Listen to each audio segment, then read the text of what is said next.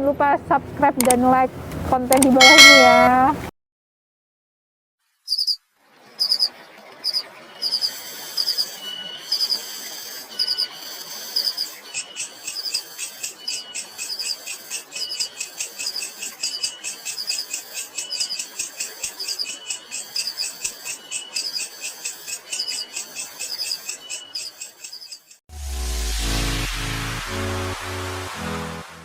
Assalamualaikum warahmatullahi wabarakatuh. Apa kabar sahabat Bawaslu? Semoga sehat dan selalu dalam lindungan Allah Subhanahu wa Ta'ala. Oke, acara solutif kali ini hadir menemani sahabat Bawaslu dimanapun berada bersama saya Adi Restu Pravitra dengan tema dukungan sekretariat dalam permohonan penyelesaian sengketa proses pemilu dalam tahap sidang adjudikasi. Namun kali ini saya tidak sendirian, kali ini saya ditemani oleh Mas Anwar dan Mas Adi, di mana Mas Anwar adalah staf sekretariat Bawaslu Kabupaten Temanggung dan Mas Adi adalah staf divisi penyelesaian sengketa. Nah, di sini ahli penyelesaian sengketa Bawaslu Kabupaten Temanggung. Oke, Mas Anwar dan Mas Adi apa kabar? Alhamdulillah baik. Oke, alhamdulillah. Terima kasih sudah menemani saya dalam solutif kali ini. Boleh ya nanti kita ngobrol santai, sharing-sharing santai mengenai dukungan sekretariat dalam proses penyelesaian sengketa tahap adjudikasi. Nah, oke. Mas Adi dan Mas Anwar, sebelumnya dalam acara solutif yang kemarin sudah dibahas sepertinya tentang tahapan mediasi. Nah, untuk kali ini boleh ya kita bahas tentang proses adjudifikasinya. Nanti bisa sharing-sharing seperti apa prosesnya, bagaimana tahapannya, bagaimana petugasnya. Nah, nanti bisa langsung disampaikan agar masyarakat luas mengetahui, sahabat Bawaslu bisa menambah pengetahuannya. Oke, langsung aja mungkin Mas Anwar. Nah, bagaimana dukungan sekretariat dalam proses tersebut, Mas? Baik, terima kasih Mbak Restu atas waktunya. Ini agak beban sebenarnya Mas Adi. Dari awal dibilang ahlinya ahli itu agak gimana gitu. Berat ya. Menarik sekali pada tema kali ini yaitu dukungan sekretariat penyelesaian sengketa proses pemilu. Pada peraturan Presiden nomor 68 tahun 2018, Sekretariat Bawaslu Kabupaten atau Kota itu bertugas memberikan dukungan administrasi dan teknis operasional ke Bawaslu Kabupaten Kota serta berkoordinasi dengan pemerintah daerah dan instansi terkait. Nah, intinya bahwasanya Sekretariat Bawaslu Kabupaten Kota itu memfasilitasi dan memberikan dukungan. Nah, siapa sih sebenarnya yang kita istilahnya harus diberi dukungan itu, yaitu di Bawaslu sendiri itu ada komponen-komponen yaitu komisioner serta komisioner dan sekretariat. Nah, dukungan tersebut tujuannya yaitu untuk mensukseskan program-program yang sudah direncanakan seperti itu. Nah, di samping itu siapa saja sih sebenarnya yang berada dalam lingkungan sekretariat Bawaslu, yaitu pegawai-pegawai, ada yang PNS, mereka yang dari awal awalnya diperbantukan untuk saat ini mungkin ditambah tugas ya.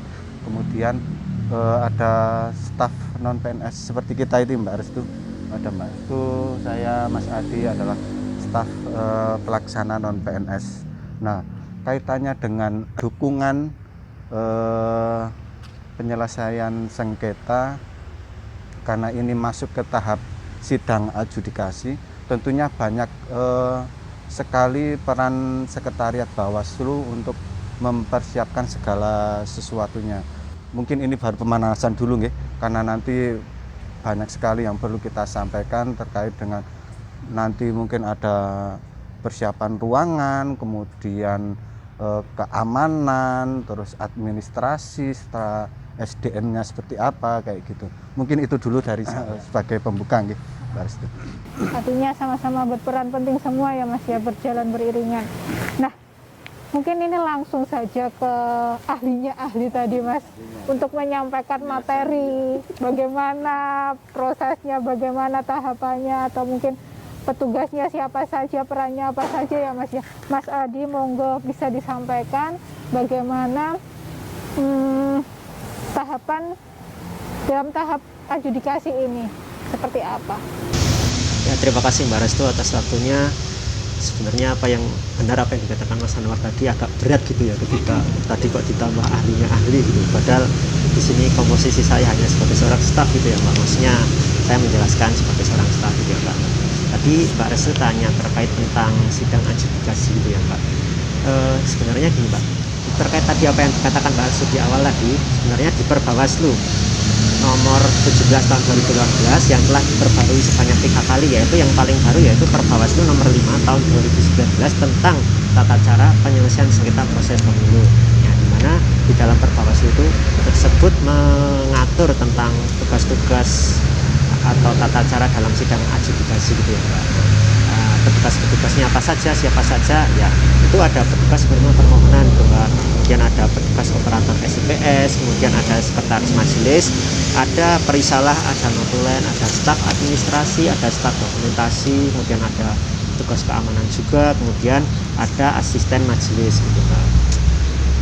Nah, saya juga ingin menjelaskan Mbak terkait tentang permohonan penyelesaian sengketa proses pemilu gitu ya Pak. Nah, gini Pak, ketika di dalam masyarakat atau mungkin ada para pihak atau anggota partai politik yang merasa haknya dirugikan, gimana sih dia ingin menyampaikan permohonannya ke Bawaslu? Tentu saja dia harus datang langsung ke kantor Bawaslu. Nah, kepada siapa kita akan menyampaikan permohonan? Tentu saja kita harus mencari petugas penerima permohonan, bukan ketua, bukan komisioner ya Pak. Nah, kemudian setelah bertemu dengan petugas penerima permohonan, lalu apa sih yang menjadi tugas penerima permohonan? Nah, yang menjadi tugas penerima permohonan yang pertama, ketika permohonan itu masuk, petugas penerima permohonan ini harus memberikan tanda bukti atau tanda terima permohonan. Coba setelah itu petugas penerima permohonan juga harus mencatat dalam buku penerimaan permohonan. Nah, setelah dicatat juga itu harus diperiksa gitu Mbak, kelengkapan berkas permohonan. Jadi gini Pak, ketika berkas itu ternyata Pak belum lengkap, tentu saja pemohon harus melengkapi gitu ya Pak. Gimana pemohon bisa tahu? Tentu saja petugas harus mengirimkan surat pemberitahuan pada hari itu juga kepada pemohon. Nah, ini juga ada jangka waktunya Mbak, pemohon untuk melengkapi, yaitu 3 hari sejak surat pemberitahuan itu diterima oleh pemohon gitu ya Pak. Nah, kemudian apa sih yang menjadi kelengkapan untuk atau apa sih yang menjadi kelengkapan yang harus disiapkan oleh petugas penerima permohonan? Tentu saja dia harus mempersiapkan formulir PSPP 01. Apa itu? Formulir PSPP 01 adalah formulir permohonan. Nah, ya. Kemudian dia juga harus mempersiapkan formulir PSPP 02. Apa itu? Yaitu formulir tanda terima permohonan yang tadi telah diserahkan kepada pemohon ketika permohonan itu diserahkan kepada petugas. Jadi tugasnya petugas penerima laporan ya Mas ya. Nanti ketika ada orang melapor, dia sudah siap dengan formulir-formulir tersebut. Nah, oke Mas, itu kan datang secara langsung ya Mas. Ada nggak untuk cara lain atau mungkin online gitu untuk melaporkan? Penyampaian permohonan ini bisa dilakukan dengan 2 cara Mbak. Yang pertama, permohonan itu disampaikan secara langsung, yaitu dengan datang ke kantor Bawaslu, atau juga dengan cara tidak langsung, yaitu disampaikan di SIPS. Yaitu apa sih SIPS itu? SIPS itu adalah Sistem Informasi Penyelesaian Sengketa. Ini adalah laman resmi yang dimiliki oleh Bawaslu Mbak, berbasis online gitu ya. Jadi fungsinya itu yaitu mempermudah masyarakat untuk menyampaikan permohonannya gitu ya Mbak. Di situ nanti ada panduannya juga ketika masyarakat ingin membuat akun, itu di situ juga ada panduannya Mbak. Nah, kemudian di sini juga ada petugas atau operator SIPS gitu Mbak. Apa sih yang menjadi tugas dari operator SIPS itu? Nah, tugasnya adalah memasukkan data berkas dalam SIPS pada setiap tahapannya. Jadi dia harus memasukkan seperti kayak berkas permohonan, kemudian data diri pemohon, kemudian daftar bukti, itu juga harus dimasukkan ke dalam SIPS gitu Mbak. Artinya semua masyarakat umum bisa mengakses itu ya Mas ya? Ya betul, jadi ketika ingin mengakses itu ada halamannya dengan alamat sips.go.id gitu Mbak. Nah di situ nanti kita juga bisa mengupload, petugas operator ini bisa mengunggah atau mengupload dokumen kelengkapan yang harus diupload di SIPS itu. Artinya ada dua metode, secara langsung dan online. Nah Mas, untuk online sendiri, apakah berkasnya cukup online mengisi data tersebut atau masih tetap harus mengumpulkan berkas untuk ini ya? Ketika ingin menyampaikan permohonan itu kan secara langsung dan tidak langsung. Nah kemudian yang tidak langsung itu harus juga datang ke kantor Bawaslu. Maksudnya gini Mbak, ketika dia harus menyampaikan daftar bukti, alat bukti, itu juga kita harus si petugas operator itu juga harus mengecek data-data itu keabsahannya. Kemudian ada petugas yang disebut sekretaris majelis Mas. Mungkin Mas, sekretaris majelis yang dalam hal ini koordinator sekretariat Bawaslu ya Mas ya. Mungkin bisa disampaikan Mas untuk peran dan tugasnya. Nah, gini Mbak Restu, jadi di Bawaslu Kabupaten khususnya Temanggung itu untuk sekretaris majelis itu dipimpin oleh koordinator sekretariat. Kaitannya dengan sidang adjudikasi, yaitu sekretaris majelis bertugas menyiapkan ruangan seperti tadi yang sudah saya sampaikan di awal, kemudian menyiapkan perlengkapan, administrasi, serta yang paling penting yaitu berkoordinasi dengan semua staf baik PNS maupun non PNS, kemudian membacakan tata tertib, kemudian yang terakhir yaitu membuat BA adjudikasi atau berita acara keterangan saksi. Nah, di sini peran koordinator sekretariat sangat penting sekali karena berkewajiban atau bertanggung jawab istilahnya mengkoordinasi dengan seluruh stafnya ya, seperti itu Mbak. Terus di sini juga yang perlu disiapkan paling utama ketika acara sidang berlangsung yaitu perlengkapan administrasi. Salah satunya mungkin formulir-formulir itu ya, tadi sudah disampaikan Mas Adi, ada formulir PSPP yaitu PSPP 19, berita acara keterangan saksi, kemudian formulir PSPP 20, berita acara keterangan ahli, kemudian formulir PSPP 12, berita acara mediasi untuk mencapai kesepakatan. Jadi sebelum sidang adjudikasi dilakukan, terlebih dahulu dilakukan mediasi. Jadi tahapan kemarin sudah seperti itu Mbak Restu. Terus formulir PSPP 14, berita acara mediasi bila tidak mencapai mufakat. Kemudian yang terakhir membuat jadwal penyelesaian permohonan PSPP, seperti itu. Oke. Artinya dia yang memfasilitasi dari segi administrasi, koordinasi, dan sebagainya ya Mas ya. Perannya penting juga ini ya. Oke. Kemudian ada perisalah ini Mas Adi. Perisalah ini yang seperti apa sih Mas? Jadi itu perisalah ini ya, rangkaian proses sidang adjudikasi yang mana dia juga tugas mencatat, merekam semua fakta-fakta yang muncul di persidangan seperti pembicaraan atau jawaban dari termohon, kemudian keterangan dari pihak saksi, ahli atau yang tentu saja ketika perisalah menjalankan tugasnya pasti didukung oleh alat bukti. Alat bukti ini bisa berupa seperti laptop atau alat rekam. Artinya ketika perisalah akan menjalankan tugasnya harus mempersiapkan alat tersebut. Nah, maksudnya juga jangan sampai ketika persidangan sedang berlangsung kok tiba-tiba laptopnya mati, alat rekamnya mati. Jangan sampai perisalah ini tidak dapat mengetahui seluruh rangkaian proses sidang adjudikasi dari awal sampai selesai. Tidak hanya mencatat pokok-pokoknya, tapi kita harus perisalah ini harus mencatat seluruh rangkaian sidang adjudikasi. Artinya dari awal sampai akhir dia ikut terus gitu ya Mas ya. Oke. Kemudian ada notulen Mas. Nah, bagaimana dengan notulen ini, tugasnya seperti apa?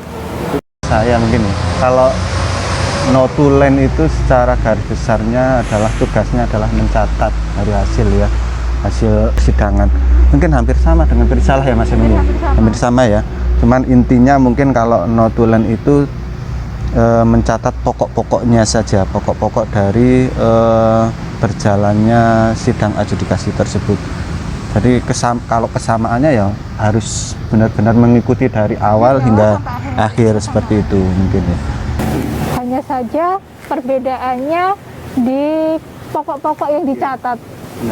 Jika perisalah itu dari awal sampai akhir, sedangkan notulen hanya pokok-pokoknya saja. Oke.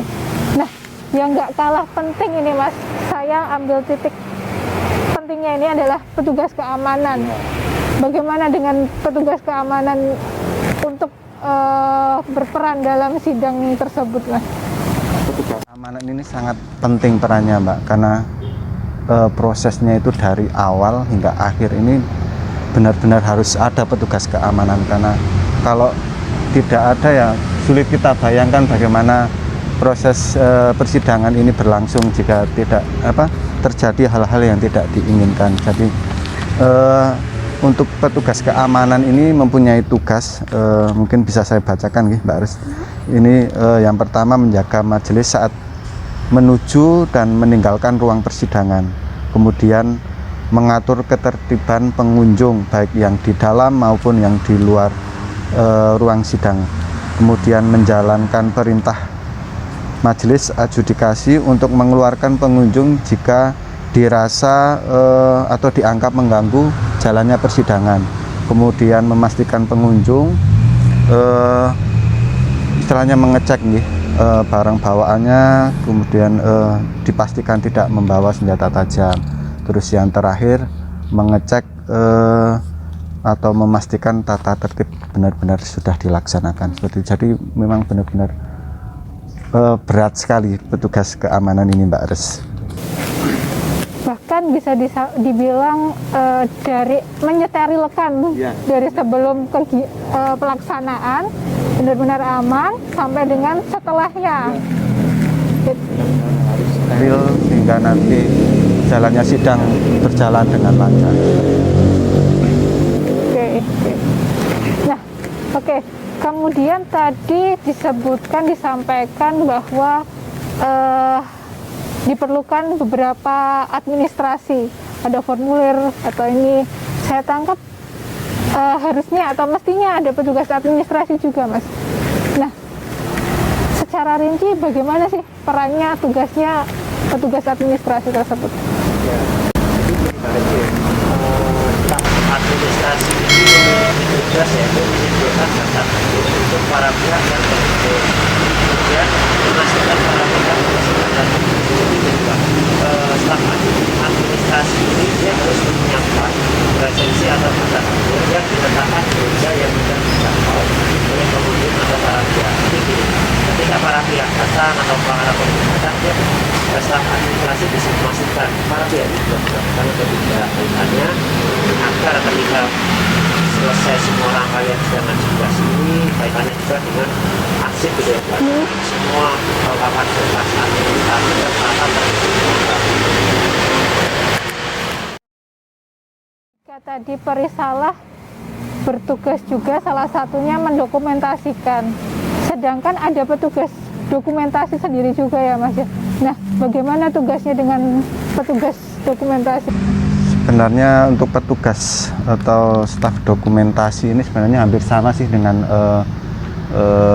petugas dokumentasi yang lain pada umumnya, yaitu mengambil gambar, kemudian merekam baik suara ataupun gambar, terus bertugas juga menyimpan hasil dari dokumentasi tersebut. Nah, adapun alatnya tentunya yang paling utama adalah kamera, kemudian handycam, alat perekam suara, dan yang paling utama mungkin kelihatannya kecil tapi sangat penting yaitu memori harus benar-benar memadai, kemudian baterai mungkin ya, seperti itu Mbak Res.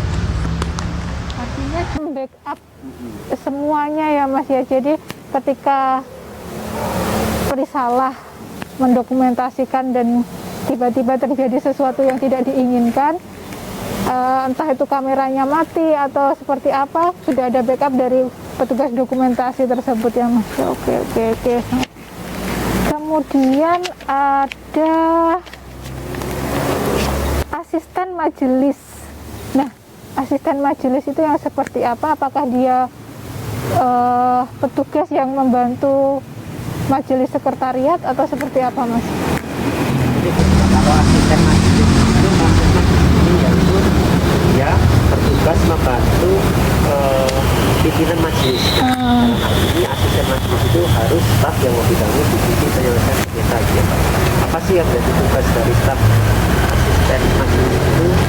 Tugasnya yang pertama yaitu membantu pimpinan majelis dalam memimpin jalannya sidang adjudikasi. Jadi ketika sidang adjudikasi berlangsung, jangan sampai keluar dari pokok perkara gitu. Dan yang kedua, menyiapkan materi terkait subjek yang disengketakan. Jadi apa bisa dia berupa surat keputusan atau juga dia bisa berupa berita acara gitu ya Mbak.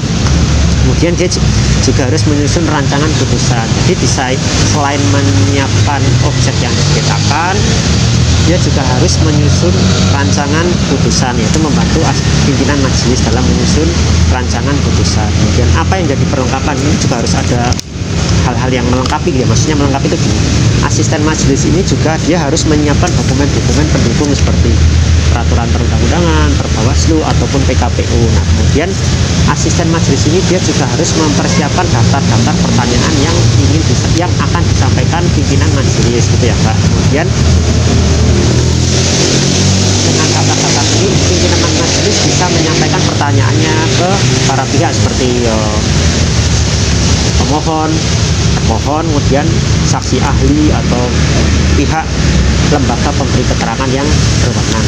Jadi benar apa yang dikatakan Mas Anwar tadi di awal, bahwa kita semua itu harus berkesinambungan, harus intinya itu saling terikat gitu, tidak bisa terpisah satu kesatuan gitu Mbak. Jadi ketika sidang adjudikasi itu dilangsungkan atau sidang adjudikasi itu berlangsung, kita semua harus saling terikat satu sama lain, harus saling membantu. Kita tidak bisa hanya bergerak asisten majelis sendiri atau mungkin petugas keamanan sendiri gitu, tidaklah mungkin.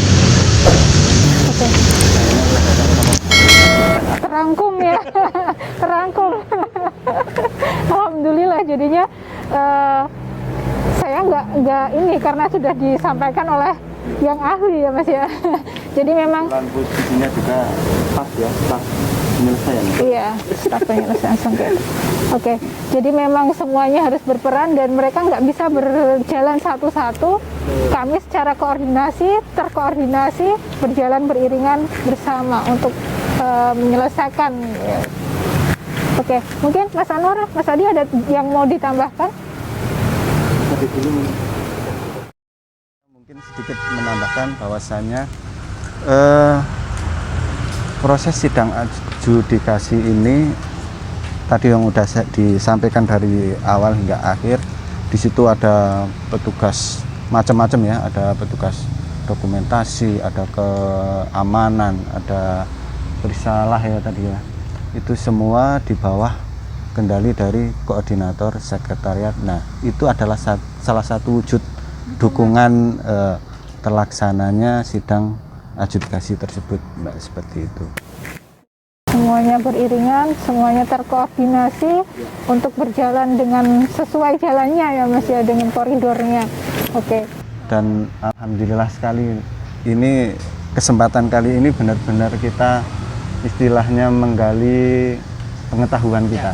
Memang dari awal untuk staf kita, staf pelaksana non-PNS dari awal oleh koordinator sekretariat itu secara spesifikasi sudah dibagi-bagi tupoksinya ya. Jadi seperti contohnya Mas Adi sebagai staf penyelesaian sengketa ya Mas ya, seperti itu. Terus teman-teman yang lain juga seperti itu. Dan alhamdulillah ilmunya juga didapat dari hasil BIMTEK BIMTEK sosialisasi rakor seperti itu. Oke, ya.